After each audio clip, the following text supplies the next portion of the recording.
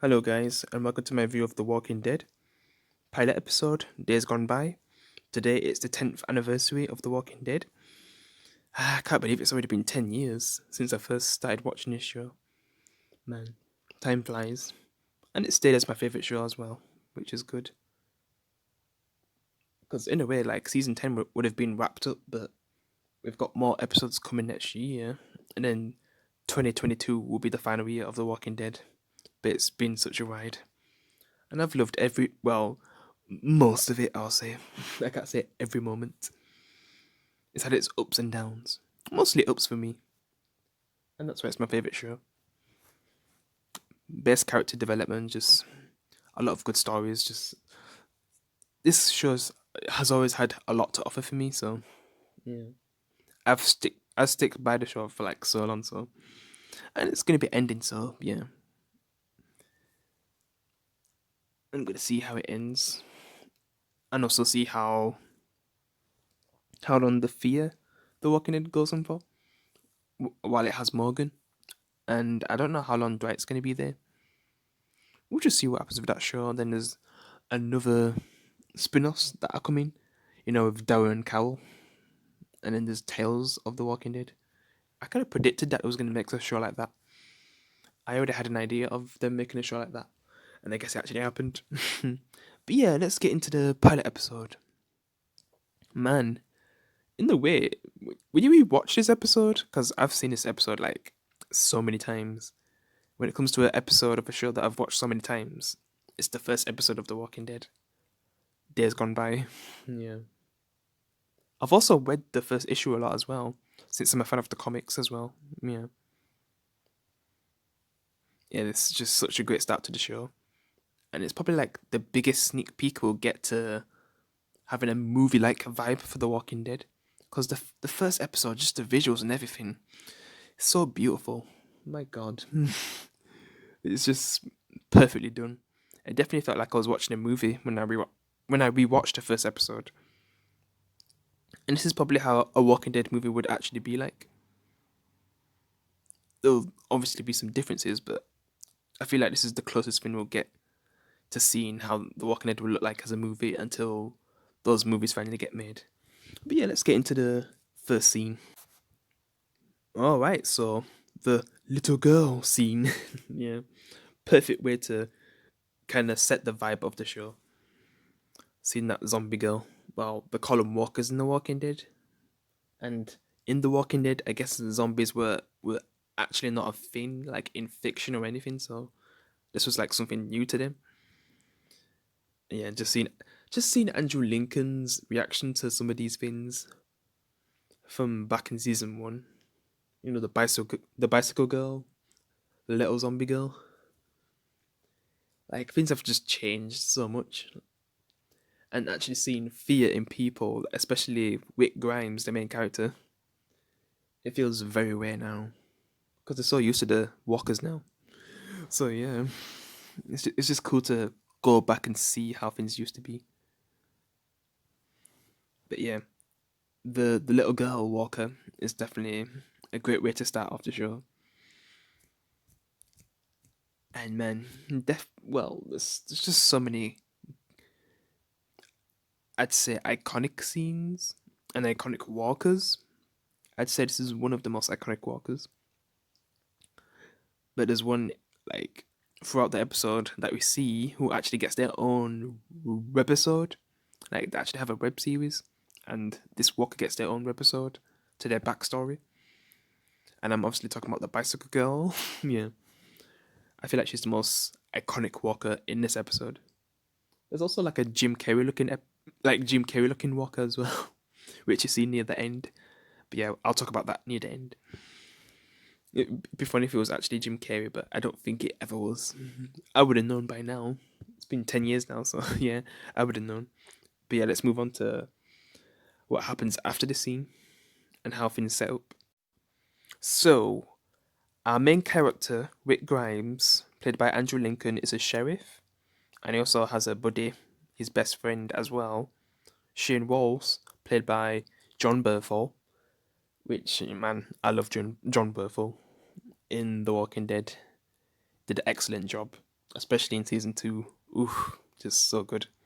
Improved his comic book character, which maybe one day I could get into comic book stuff, like review that since it's over. I still haven't read, the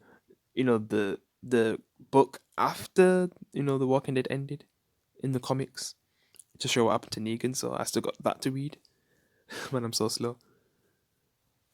But yeah, so these two are best friends, and yeah, they definitely have a good bond because we like when we first see them, that they're just talking about stuff.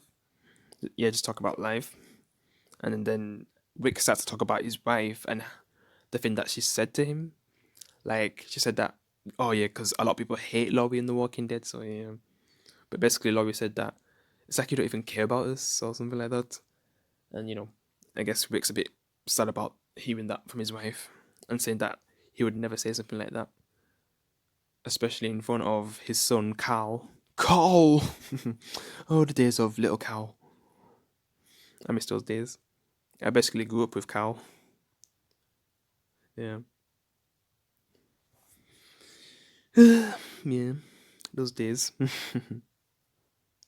yeah, they basically get like a alert on the radio of a shootout. Yeah, and they go over to stop it, but then I guess Rick gets shot in the process because it seems like they take care of the guys pretty easily since they have backup as well. I kind of like some of the jokes that Shane makes about maybe we could be on one of those cop shows. No, that's a funny line. Yeah, but yeah, they do take him out, but then there's just one pops out of nowhere and shoots Rick. They put it down, and then Rick's saying, "Don't tell Laurie," and then he gets shot again. Like, jeez.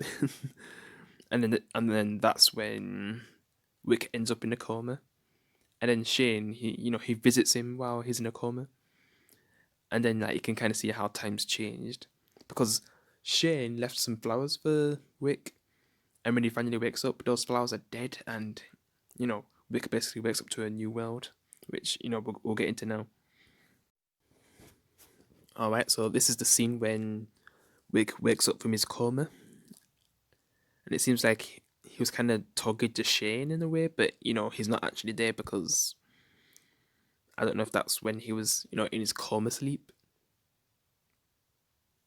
But then he realizes that things are not as they seem when he finally wakes up. He even tries to call for a nurse because he has a struggle moving around. But then when he goes into the corridors, it seems like the place has been abandoned, and then we get to see that sign, which I'll show now. So yeah, don't open, dead inside. When I first seen that scene, I was thinking it said don't dead open inside. Like I don't know what I was thinking back then. I was 13, so yeah. I'm watching the show when I was 13, which I think season 1 was like for 15-year-olds. Yeah, like you'd have to be 15. I was obviously still watching it, like the amount of stuff I was watching as a kid, man. And that was for a much older audience as well.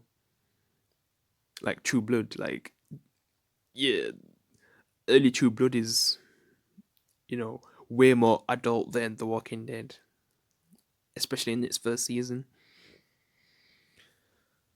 But yeah, seeing that scene for the first time, door open, dead inside, and then you see those Walker hands trying to get out, and then Rick's just so terrified. Like that's his most terrified moment in the show. Well, later on, like the stuff that happens to him personally, definitely more terrifying for him. But yeah, this scene, waking up to this whole new world that's been abandoned and full of the dead, and seeing that, he's just like, what the hell is going on? And he's also thinking like, what's happened to his family as well. Which when he gets out the place, he tries to look for them. He then finds a bike next to this walker, which people call the bicycle girl, and they've made a few memes about her as well. about jacking her bike and yeah, just funny stuff like that.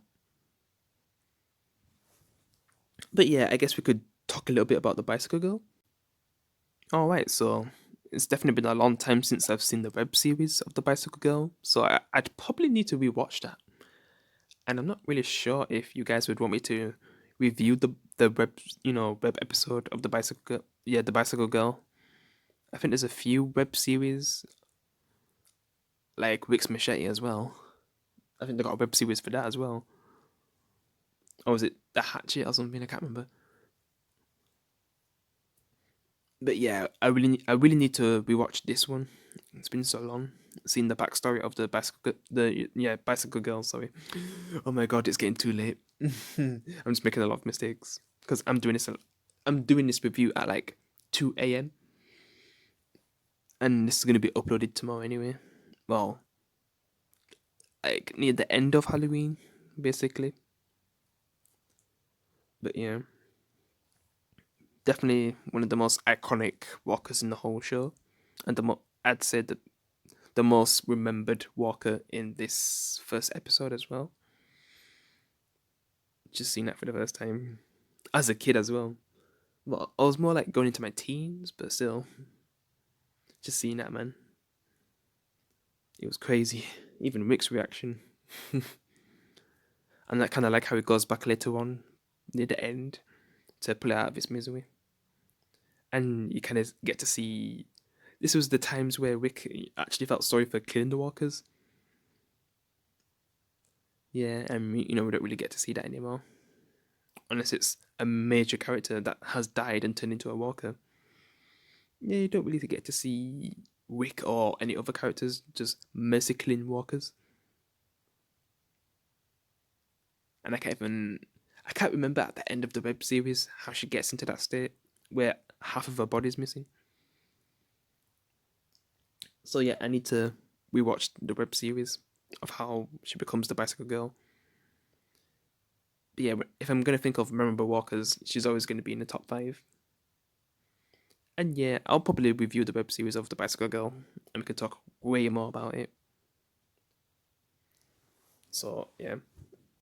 All right, so now we're talking about like after Rick takes the bicycle girl's bike, he eventually ends up in the place where he gets like surrounded by a few walkers, but then he gets, well, can you even say he gets saved? Well, I think he gets away from the walkers, but then he gets hit by Dwayne, a big character, later on. Well, when I say a big character later on, I mean the dad, not Dwayne, because Dwayne's the big character's son. But yeah, this big character is called Morgan. He's still around now, 10 years later. But he's in the spin-off show. He's not in the original show anymore. He left after season 8 of the original show. And I do like some of the things that they've done with him, but man, he definitely took over that show. And what they did to the main character in that spin-off show wasn't really a good idea. But who knows if they actually would bring him back if the actress was available. But yeah, I love Morgan. I've known him since the beginning, so yeah, I'm biased. Even if people are not liking him in The Walking Dead, I mean, Fear the Walking Dead. I've grown up with this guy, so they can say anything. I'll still love him. I do, at the most part, agree with him. Taking over the show being a bad idea because that's making the Fear the Walking Dead fans angry. They should have just made if they're gonna kill Madison, they should have made. Oh, I didn't mean to say the character's name because if you haven't watched Fear the Walking Dead, you kind of know who dies now. But so yeah, if after they killed Madison, Alicia, and Nick, which I don't want to talk too much about him, but at least Alicia, they could have at least made her the main character afterwards instead of Morgan. Maybe Morgan could have led a few episodes in his introduction to Fear the Walking Dead, but then Alicia would overall be the main character. But no, Morgan stayed as the main character for the group in Fear the Walking Dead, which he kind of stole the show, really. Literally. And I guess I don't mean that in the good way, even though, I love Morgan, so.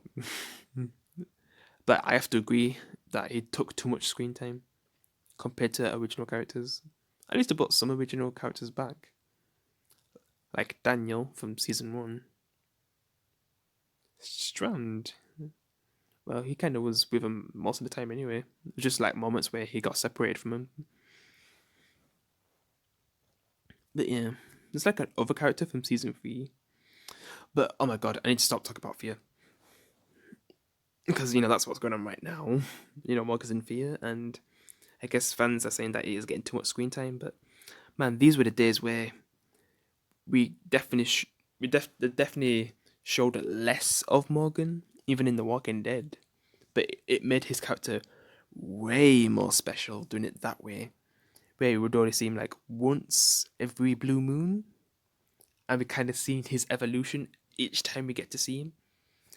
Because we would have to wait like a year to see Morgan again. Because in episode 1, we see Morgan with his son. Then that's in season 1. And then in season 3, episode 12, we see Morgan again. And let's just say a lot of things have happened since then. And then in season 5, so in season 2 and 4, we don't get to see Morgan, but 5, we get to see him again. But then that's when he, fully joins the cast until season 8, where he leaves the show because the actor was getting less screen time. But yeah, I love Morgan Jones. He's had such a very intriguing, I'd say, evolution in The Walking Dead, and I guess The Walking Dead universe, since he's in Fear these days. Yeah, I just remember these days where he had a son, Dwayne, and some people think, which, I guess spoilers, that he's still alive because, he dies at the end of this episode, but we don't actually see him die on screen, so yeah. It's not like a Mawala situation, so he most likely died. And people like use the "all I see is weird" quote to say that maybe he actually didn't see his son actually die. Maybe he was hallucinating or something. But I feel like he most likely died. Yeah. But basically, Dwayne, just get back to the actual thing that I'm reviewing now. So yeah, Dwayne basically hits Wick with a shovel, and I kind of made a reference to that back in my, season 6, episode 1 review of Fear the Walking Dead, where a similar thing happens to Morgan instead of Wick. It just felt like there was reminiscing that scene, in season 1 when Wick gets hit by Dwayne with the shovel. Yeah, because Dwayne thinks it's a walker. Then his dad Morgan comes over, Morgan Jones, played by Lily James, which I didn't even say that yet. Yeah, incredible actor. Realizes that he's not a walker, but he has an injury, so he could be infected. And then, like, I guess Morgan just has him at gunpoint, saying how he got his wound, but Wick has no idea what's going on because he's been in a coma while the apocalypse started. But then, like, I guess Morgan still takes him in and takes care of him, and I guess it explains everything that's been going on, and how there's he doesn't really explain about the disease place until a bit later on, because there's a place where they're trying to find a cure. He also tells how the walkers actually work.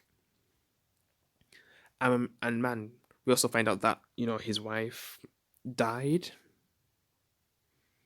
and I guess his wife is actually outside, and there was a moment where I think he was going to shoot her before the moment that we see, but he wasn't able to do it. But then there's a scene where we see her looking through the spy hole, well, standing next to the door anyway, and trying to turn the handle, which, Jesus, looking back at season 1 of The Walking Dead, the walkers were so much smarter. They could turn door handles. They could climb ladders. They could throw stuff. Like, wow. And season 2, there was more stealthy. Like, there was like stealth zombies. Like, you could even hear them.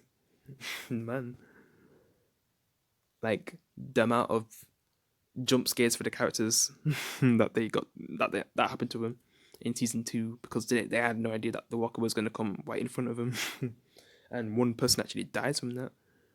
Yeah, let's just say walkers were way more dangerous back then, a lot more smarter. But yeah, he basically explains what these things are, and it's still hard for Rick to believe, but yeah, I guess he's just trying to deal with it and then find his son.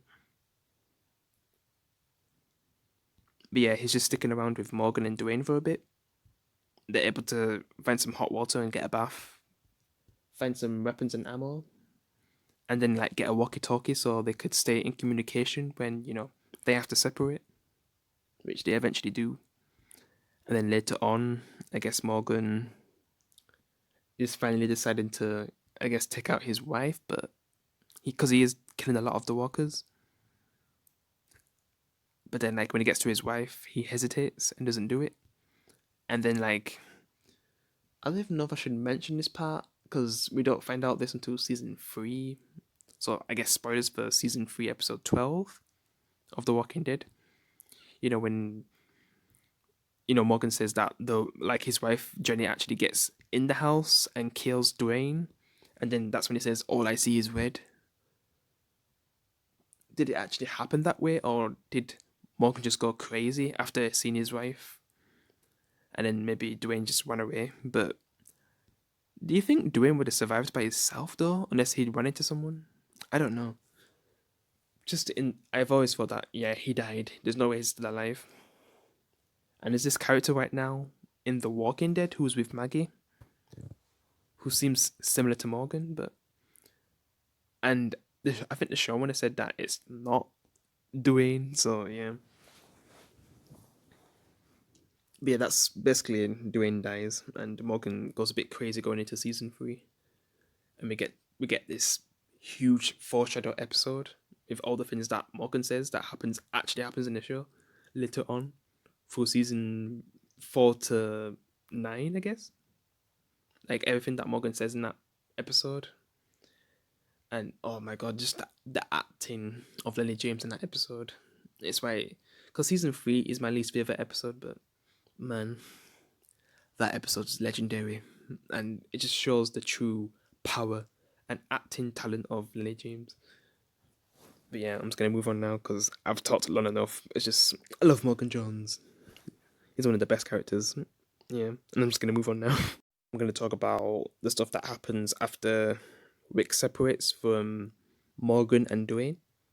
So he basically finds a he basically uses the walkie-talkie to communicate with people, and he eventually communicates with a character that we're gonna know later on, Amy, Andrea's sister, which we don't really get to meet her until episode 2, which she's like with Glenn's group anyway.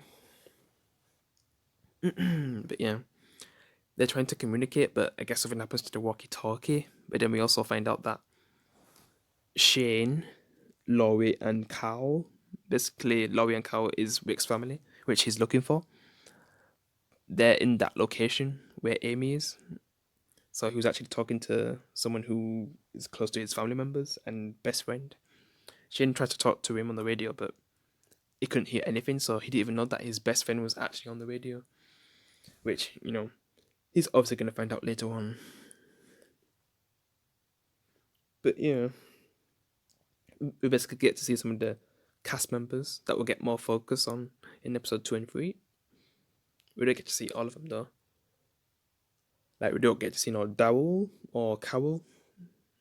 A few other characters we don't get to see, but yeah, it was mainly setting up the whole tone of the show. I think that's what this first episode's main focus was on, setting up the whole vibe of the show, and they did it excellently. But yeah, after this, I guess does the car break down or something? I also forgot about the scene where before he departs from Morgan and Dwayne, there's like one of Rick's old cop partners that he knew, and I guess he puts him out of his misery because he didn't want to leave him like that. but he lets Dwayne and Morgan get some distance first because it's gonna make some noise.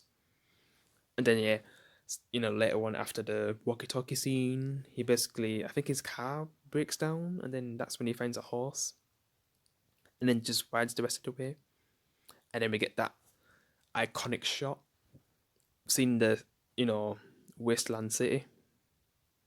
It's just man, that's one of the top three things I think about when I think of The Walking Dead, like just that landscape, and then seeing that again in season 9, amazing, in that hallucination scene in Rick's final episode. I'm just sure. Yeah, that was awesome. But yeah, while he's riding on a horse and gets into the city area, he actually hears a helicopter. Which, man, it feels so crazy talking about the helicopter in episode 1 these days, especially with everything that's happened, and with season 8 where he actually sees a helicopter again, and then season 9 when that helicopter actually takes him away, and now Fear the Walking Dead is actually some group, and then I heard that stuff has happened in World Beyond, so I guess I'm gonna have to watch that. Some people are saying that we're gonna see Wick in World Beyond, but I don't know about that. But like I said, I'm just gonna review the show once it's finished. It's only unless something crazy happens, then I'll try do a catch up review. Like say if Rick actually appeared in World Beyond, obviously I'd have to do a catch up review of multiple episodes. But yeah, while Rick's trying to follow this helicopter on the horse, he sees a horde of walkers, and things just go bad from there. He tries to turn back, but then there's more walkers. Then the horse just gets devoured by the walkers. Rick falls off. They try to eat him. He goes under the tank. He's trying to shoot him off, but it gets to a point where he's just getting surrounded. Then he puts the gun to his head, the revolver. But then he actually sees an entrance into the tank. He gets inside. Then he sees a walker that is actually the actor from Days Gone, Smallville, all the stuff that he's been in. I forget his name, so yeah. I said Days Gone, so if you've played Days Gone, you know which actor I'm talking about, the main character. It's kind of funny that he only had a little scene. He could have at least had a web series to see how he actually got there. Because I do remember that scene as well as that walker. I remember when I first found out that it was actually that actor who plays as that walker in the tank scene. But yeah, but because Rick basically kills it so fast anyway, but then like it kind of hurts his ears because he's shot inside a tank and it's just hurting his ears so much. And then the final scene where we hear Glenn say his iconic first lines, "Hey dumbass, hey you in a tank, cozy in there?" And then we just hear that music that we hear in Rick's final episode. And then we just see the walkers devouring the horse, just seeing the intestines and everything.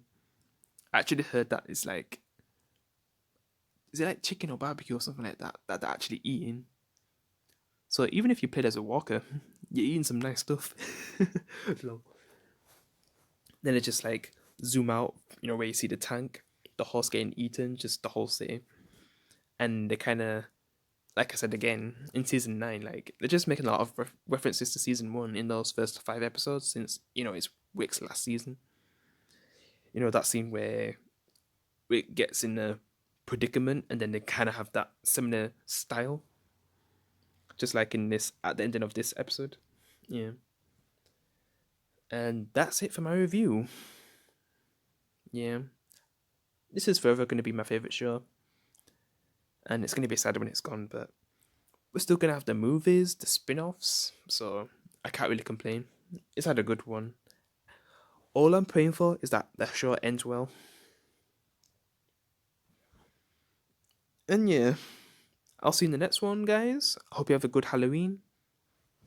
Take care, and peace.